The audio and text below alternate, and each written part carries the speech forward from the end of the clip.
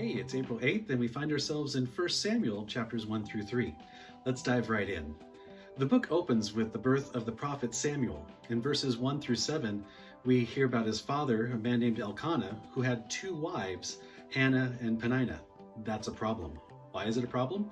Because Peninnah had children and would constantly, it says, provoke Hannah grievously to irritate her because she could not have children.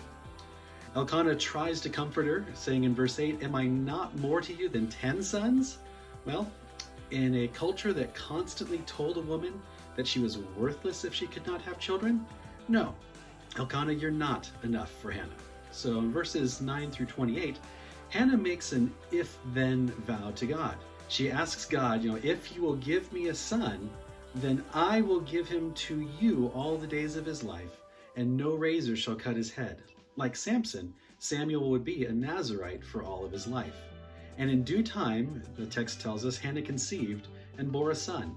And she called his name Samuel, for she said, "I have asked for him from the Lord," which is the Hebrew for what Samuel's name sounds like. Hannah, when Samuel's old enough, takes him to the tabernacle, which is also referred to the temple in this passage, and gives Samuel to Eli, the priest, to serve in the tabernacle for the rest of his life. In chapter 2, verses 18 through 20, we learn that Hannah and Elkanah would visit Samuel every year, going up to Shiloh. Hannah would even make and give Samuel a brand new little robe every year that they visited. And in verse 21 of chapter 2, God not only allows Hannah to have Samuel, but she has 3 more sons and 2 daughters. In verse 26 of chapter 2, it says, "Now the boy Samuel continued to grow both in stature and in favor with the Lord and also with men." Now that's something that's said about Jesus in Luke 2, verse 52. Samuel, like Jesus, would grow up to be a godly man. But we're getting ahead of ourselves. Chapter 2 starts with and records Hannah's prayer, acknowledging God's sovereignty, that he alone is in control of all things. And then our attention is turned toward Eli and his family. Starting in verse 12, it describes Eli's own sons, Hophni and Phinehas, as dishonest, selfish priests. It gives examples of they would take more of the sacrifices for themselves than the law would allow. And when they did that, this prevented the people from offering proper sacrifices for themselves. They even allowed and indulged in temple prostitution at the tabernacle. Verses 27 through 36, God sends a prophet to Eli with a message, telling Eli that because he did not stop his sons from sinning, the priesthood would be taken from their family and given to a faithful priest that God himself would raise up. And the sign that this is what would happen is that Hophni and Phinehas would die on the very same day. That happens tomorrow in chapter 4. Spoiler alert. Now in chapter 3, we learned that that faithful priest would be Samuel, who would be called to replace Eli's family. God speaks to Samuel in a vision why the punishment of Eli and his sons would happen. Eli, knowing that God spoke to Samuel that night, demands that Samuel tell him everything that God said. Samuel doesn't hold back, and Eli acknowledges that God's punishment is just. Now Samuel would always speak what God told him to say, never holding back for the rest of his ministry.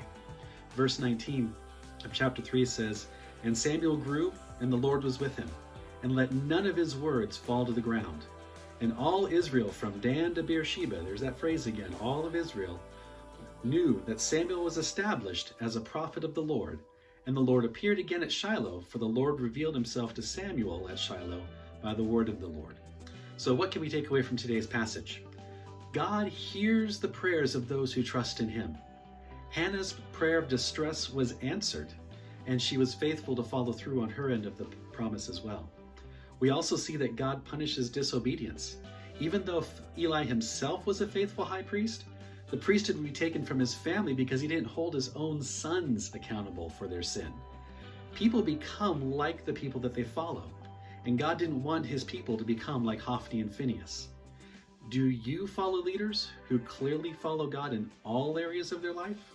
Something to consider. Also, God honors faithfulness. Hannah kept her vow to God, and not only was she blessed with Samuel, she was blessed with 5 more children after him.